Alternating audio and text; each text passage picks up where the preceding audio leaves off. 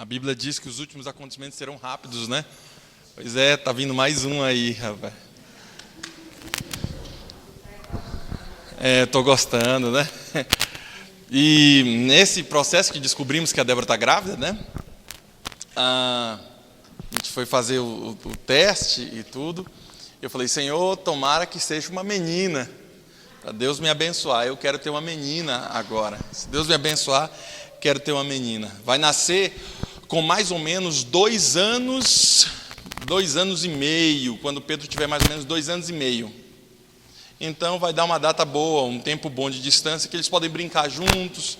Nós, na realidade, nos planejamos para isso. Nós queríamos, de fato, ter com essa distância de 2, no máximo 3 anos de diferença, para quem tivesse também um cansaço só, e aí os dois pudessem brincar junto, tivessem um companheiro e tudo ali. E graças a Deus o Senhor nos abençoou aí.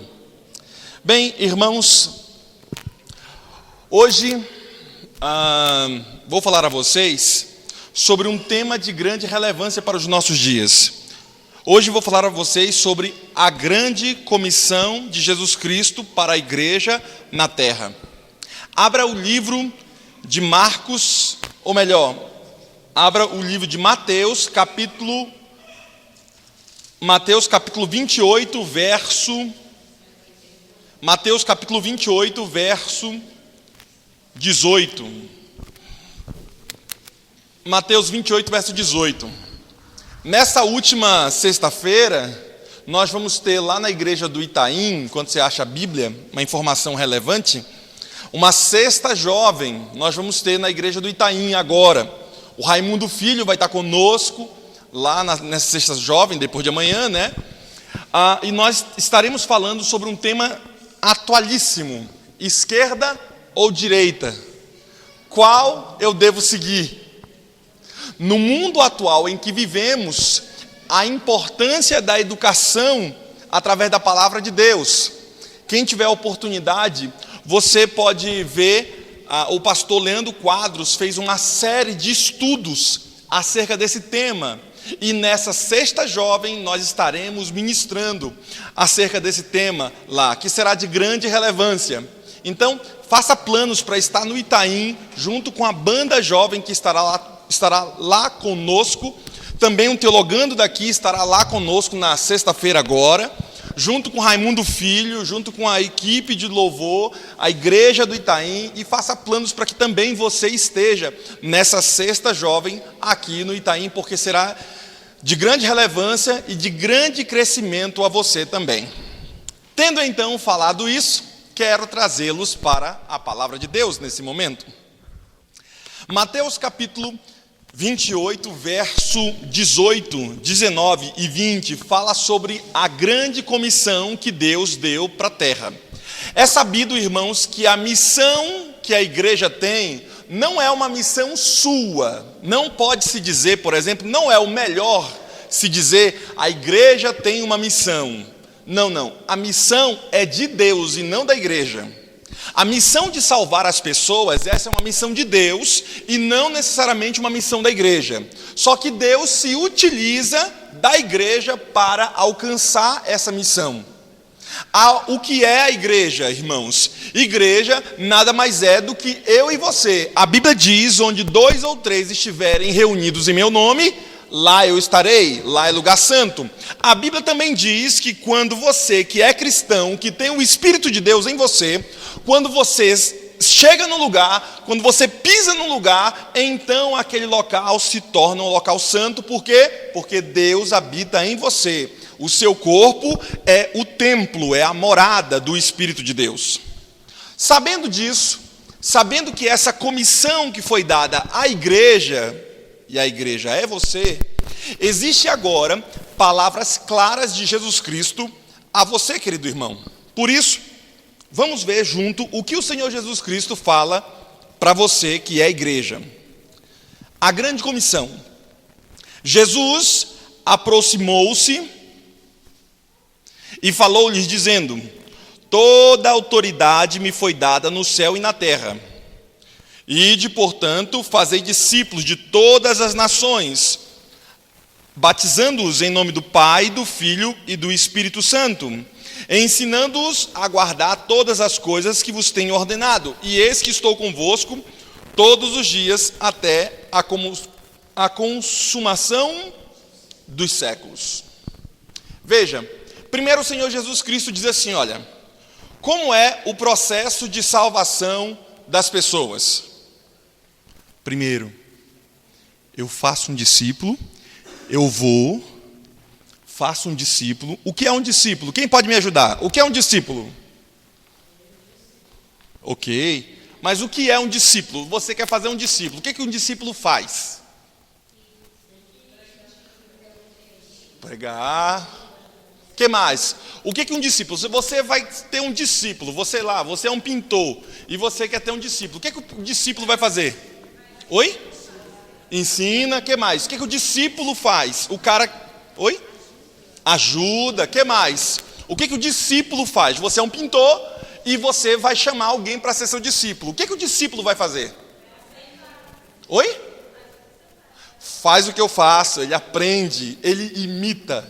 Pode ser? Ele imita.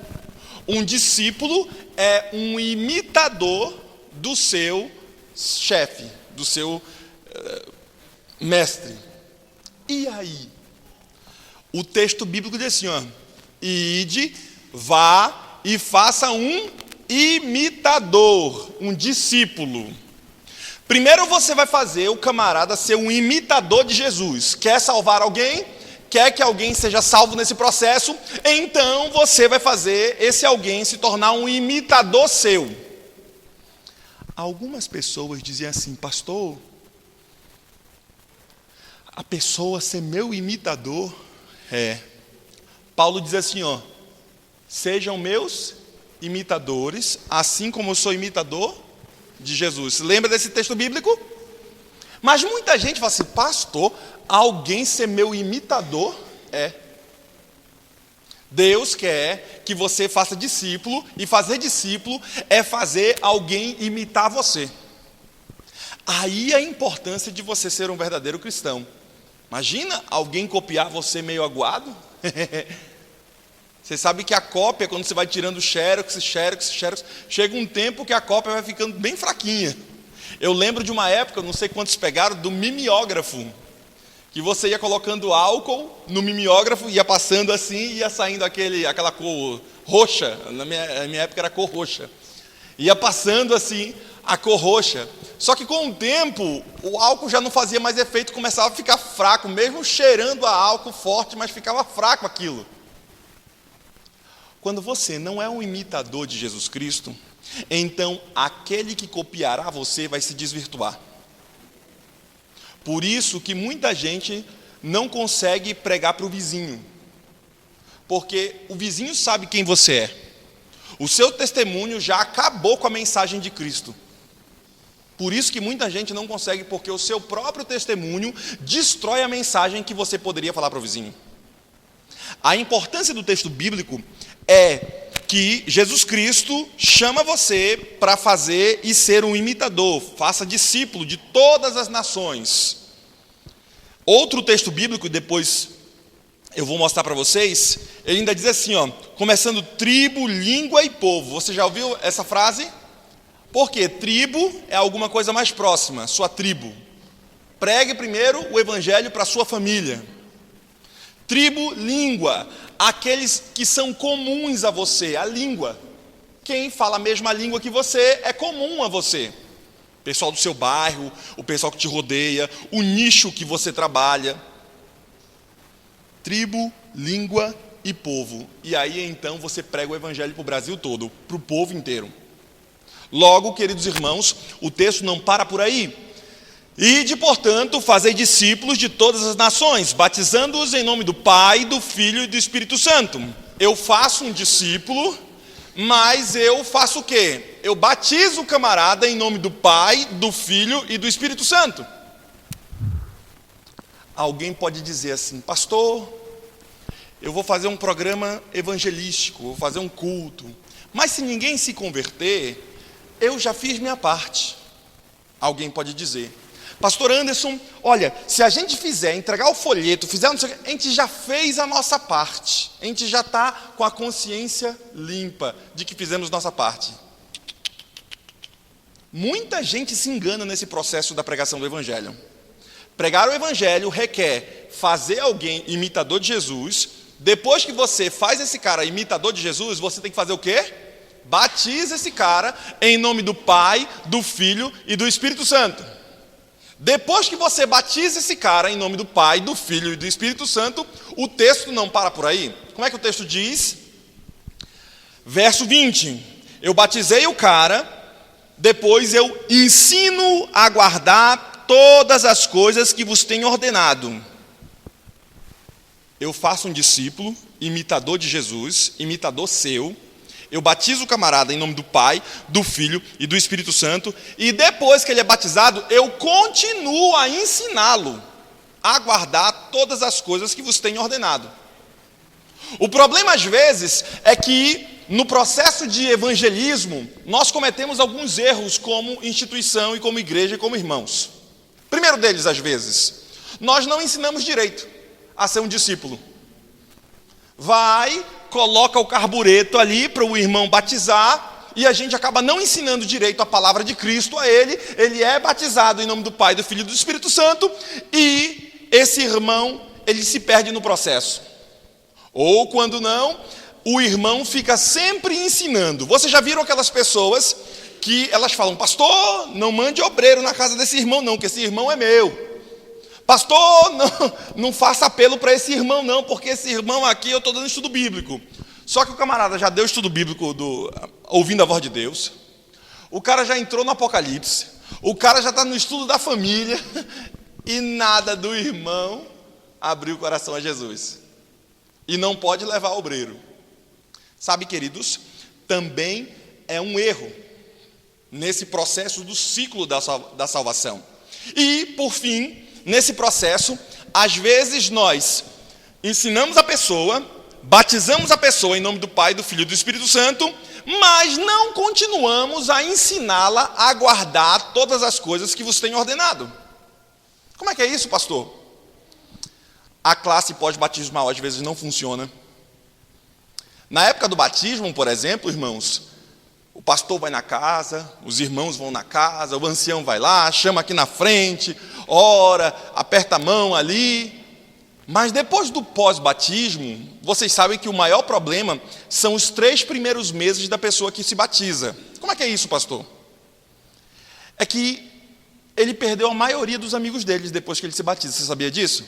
Antes ele ia para o bar, bebia cachaça e tudo. Hoje ele não vai mais, perdeu um monte de amigo.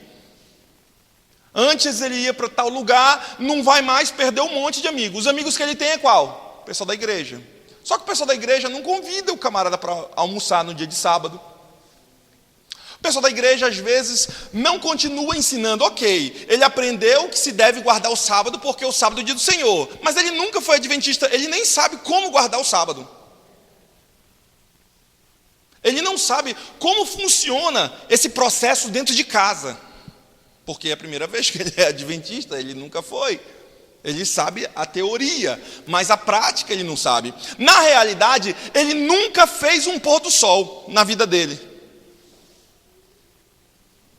E às vezes nós erramos porque, como igreja, como instituição, como irmãos, nós não continuamos o processo de ensino.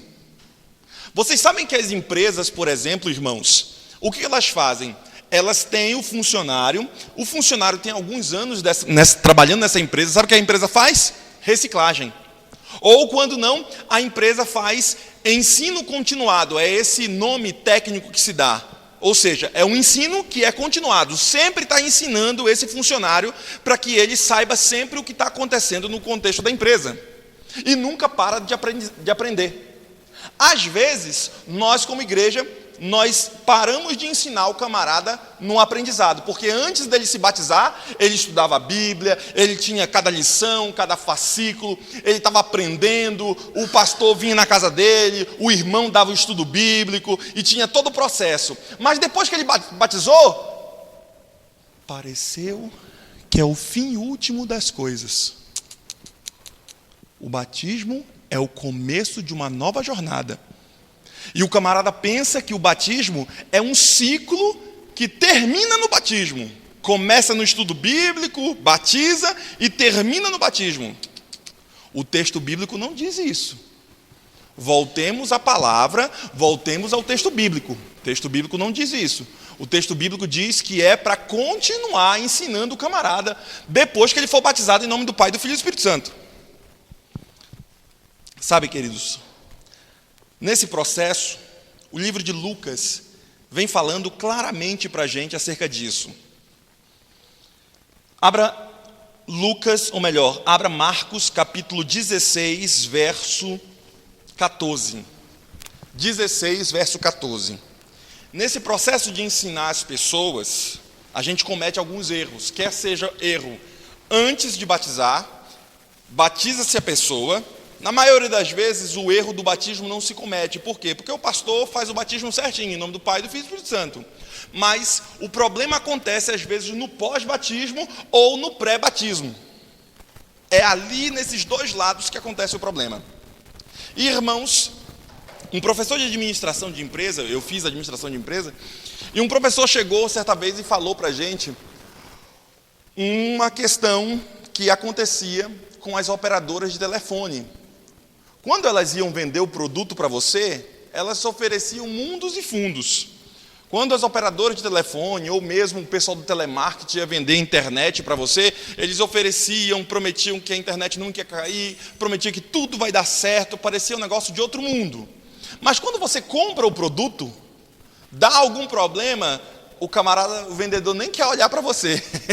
O vendedor já olha para o outro lado, fala assim, olha, você tem que ir, pegar um canhoto, pegar o carimbo lá na central, para poder vir, esperar 7 dias, e aí então depois a gente pode avaliar seu produto. Nesse processo, o professor falou para a gente o seguinte, olha, ele contou uma história para a gente, história do seu João. Seu João morreu, eu já contei a história do seu João que morreu? Para vocês não contei não? Seu João morreu, foi para o céu? Contei.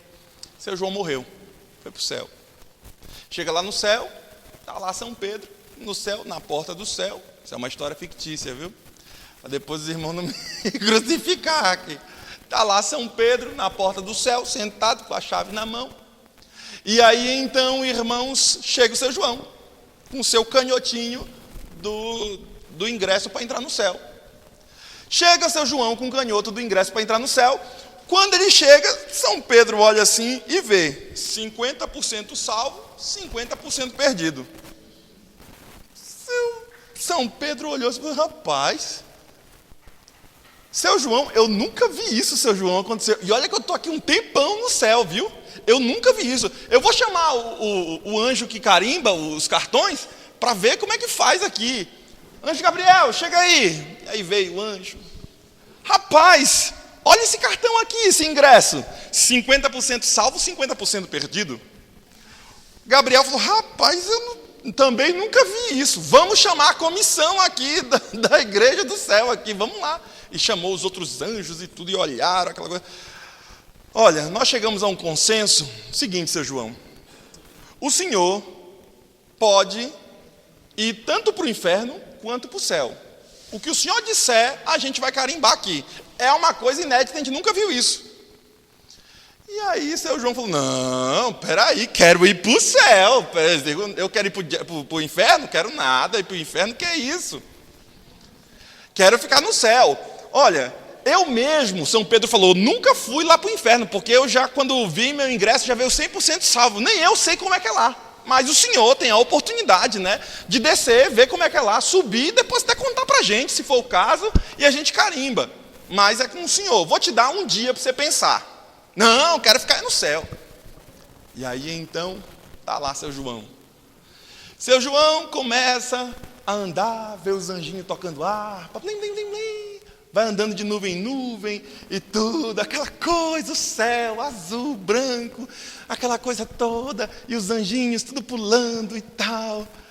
E aí então ele foi lá, rapaz, seu São Pedro, então quer dizer que eu posso descer, posso ir lá ver, sem compromisso nenhum, São Pedro, sem compromisso nenhum. Tá bom então, Ele foi lá, final do dia posso voltar com todas as garantias, né, São Pedro? Pode voltar, é a gente que vai carimbar aqui em cima. Tá bom. Então, seu João vai e pega o elevador e desce. E desce. Seu João, quando desce, chega no inferno, abre-se a porta do inferno. Tá lá, cai um cartaz bem grande. João é um bom companheiro. Aí tá o pessoal, João é um bom companheiro, João é um bom companheiro. E tá todo mundo lá do bar, tava os amigos, tava as meninas, tava todo mundo lá. E João, rapaz, que legal vocês todos aqui, meus amigos e tudo. Eu não sabia que o inferno era tão bom assim. Rapaz, isso daí é intriga da concorrência lá em cima. O pessoal fica falando que aqui é ruim, que é ruim, que é ruim. É a concorrência que quer vender o produto deles. E aí então, irmãos, ele passou aquele dia, brincou, ficou ali com os amigos. E a história conta que quando chegou às 6 horas da tarde, final do dia, pôr do sol, então seu João tinha que carimbar o cartão dele para saber se ele estava 50% salvo, 50% perdido. Ele tinha que carimbar e fazer a escolha dele. E quando ele sobe lá no céu, chega lá com São Pedro, o anjo Gabriel, o pessoal todo, e fala, São Pedro, olha São Pedro, eu não sei nem como dizer isso para o senhor, mas eu quero ir para o inferno. Bum! Trovão tocou lá em cima, e aí os anjos tudo deram um passo para trás. São Pedro, sério rapaz, você tem certeza? E os raios caíram e tudo, eu quero ir para o inferno. Porque lá, meus amigos, mas rapaz, o inferno é ruim. Não, isso é vocês da concorrência que ficam dizendo que lá ela é ruim. Mas não é tão ruim assim também, não. E aí falou, tudo bem, tu queres, né? Tem certeza? Então ele pegou o carimbo dele e carimbou. 100% perdido. Seu João desce. O elevador. E quando abre a porta do inferno, então o seu João vê aquele fogo queimando. E ele dá o primeiro passo, ele já cai na frigideira do diabo lá. Eu vi o diabo lá assando as pessoas. E lá com o tridente. Ele, meu Deus, meu Deus, meu Deus. E assando o cara para um lado e para o outro. Meu Deus do céu, e agora? Estou aqui queimando e tudo. E então, seu João olha e vê lá um dos anjos caídos, só olhando. E ele faz a pergunta, mas vem cá, ontem era tão bacana, ontem era tão legal, as pessoas vinham aqui, conversavam comigo, hoje eu cheguei aqui, já estou assando, meu Deus do céu, e agora o que acontece comigo?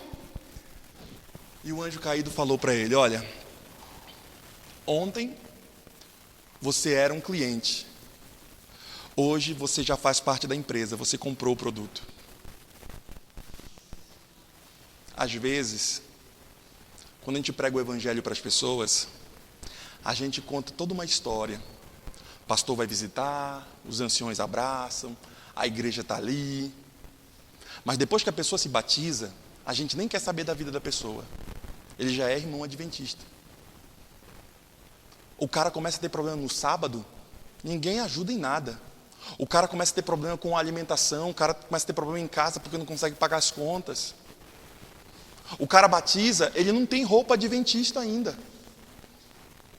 A roupa que ele está vindo é a melhor que ele tem. É a roupa de festa, que a mulher ia para a festa, decotada, do jeito que está lá, mas é a melhor que ela tem do guarda-roupa.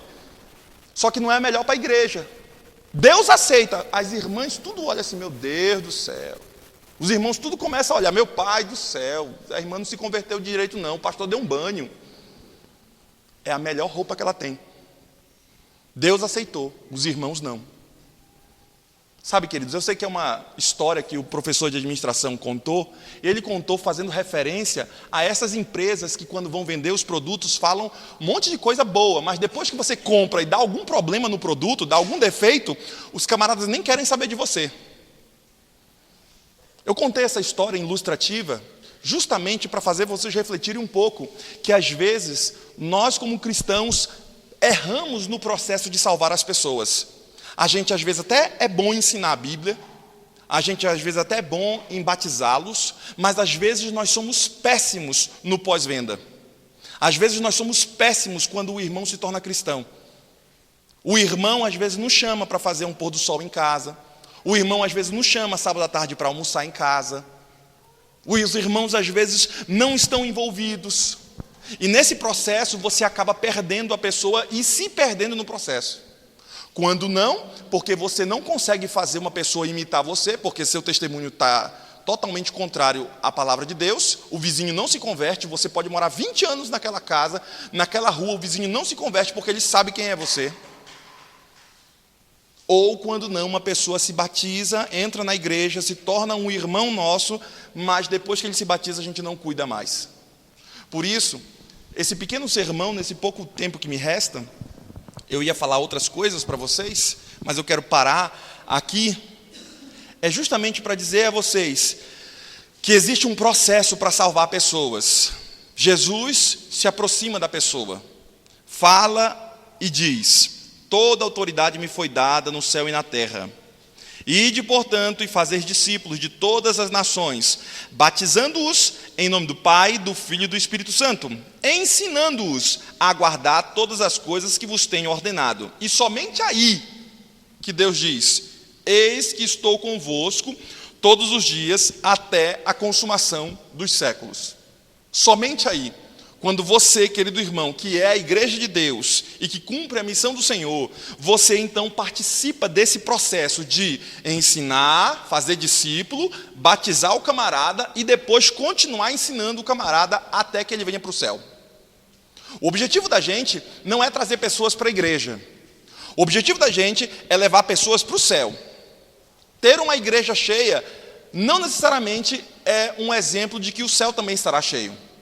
O objetivo da gente é entender que a igreja é uma rodoviária. Ninguém nas férias quer ir para a rodoviária. Todo mundo quer ir para a sua cidade. As pessoas se utilizam dos meios da rodovia, dos ônibus ou mesmo do avião, para ir até o seu destino. A igreja é esse barco salva-vida, a igreja é esse ônibus que pega o pecador e leva para o céu. Não é para ficar dentro da rodoviária, não é para ficar aqui dentro, porque a igreja é só uma rodoviária para levar a pessoa da onde ela está para o céu. Porque quando o Senhor Jesus voltar, Ele vai ter moradas preparadas para todos e nós iremos morar junto com Ele na grande cidade. Por isso, não esqueça da mensagem de hoje, uma mensagem curta e ao ponto a você. Não esqueça de que você precisa, como cristão, ensinar a alguém o evangelho. Mais do que isso, você precisa ajudá-lo para que ele se batize. Mais do que isso, você precisa continuar ensinando ele a guardar todas as coisas que Deus tem ordenado. Que Deus abençoe você e que de fato a graça de Cristo o alcance. E que de fato, querido irmão, Deus esteja com você todos os dias até a consumação dos séculos. Eu quero chamar a irmã que estará cantando. E enquanto ela estiver cantando, eu quero que você coloque no seu pensamento, no seu coração, quem falta você falar de Jesus a ele. Falta quem? Quem te rodeia, da sua tribo, alguém que é próximo a você, falta quem você falar de Jesus a ele? Porque é isso que Deus espera de você, e que você se manifeste a glória de Deus para essa pessoa. Boa noite. Que a música que eu vou cantar fala sobre milagres e que nós, essa noite, possamos aceitar o milagre de Jesus na nossa vida e nos dispor a fazer a obra que Ele nos deu.